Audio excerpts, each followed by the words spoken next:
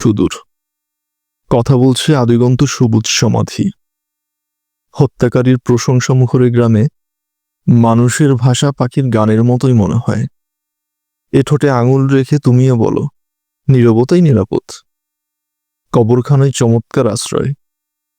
জীবন মৃতকে ঈর্ষা করে যদি সেটাই সেরা সফলতা। দেখো না, তারা কেমন নিশ্চিত আজ নিজেদের সিংহাসন নিয়ে, আর কৌতুকে মাত করে রাখছে সজাগ যত পারা। প্রশংসা নয় নীরবতা, যে কোনো একটাকে মানুষ বেছে নিচ্ছে আজ। আমি তবু ভাবি প্রত্নজগৎ থেকে উঠে আসা প্রকাশ্য গোপন যুবরাজদের কথা, যারা কেটে নেয় কলম ধরা আঙুল, না হয় ঝিপকে করে ফেলে অনুর স্তব্ধ শিলা, যাতে তাদের উচ্চারিত শব্দমালাই একমাত্র সত্য হয়ে ওঠে। তাদের কথাই যেন হয়ে ওঠে গ্রামের একমাত্র আলো।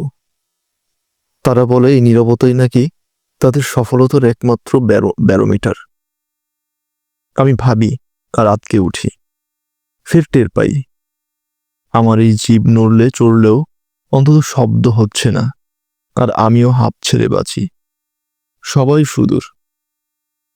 একথা কানে এলে কত ভয় লাগে, মনে হয় ঈশ্বর নিন্দা। ঘনিষ্ঠতাই কি তার এই সমাধির আসল লক্ষ্য নয়?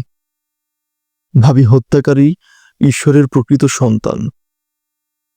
তারাই আমাদের এখানে আসার ঠিক যোগ্য করে তোলে। যারা বলতো এখানে মৃতরা শুধু একে অপরের গা ঘেঁষে পড়ে থাকে, আর টের পায় তারা সত্যি সুদূর।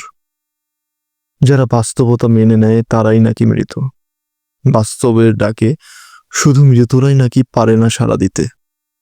এসব কথা বলতো যারা, সেসব মানুষ বহুদিন ধরে নিখোঁজ, পালিয়েছে নাকি স্বেচ্ছায়।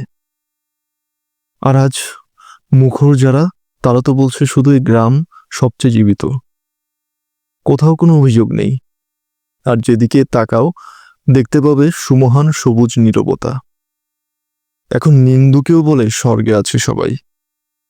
পূর্ব ছিল না যা, তাই কি অভূতপূর্ব নয়? আমি ভাবি মৃত্যু ছাড়া কেন স্বর্গে যেতে পারি না আমরা।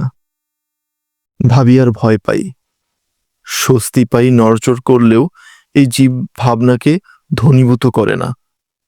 তোমাকে বললাম, আমার ইচ্ছে হলে কোনো কথাই আমি উচ্চারণ করব না। আমিও কি বাকস্বাধীন নই? তোমার বিষণ্ণতার দিনে এমন কথা শুনে তুমিও স্বস্তি পেলে, খুব যেন নিজেরই অস্তিত্বের আশ্বাস পেলে আজ।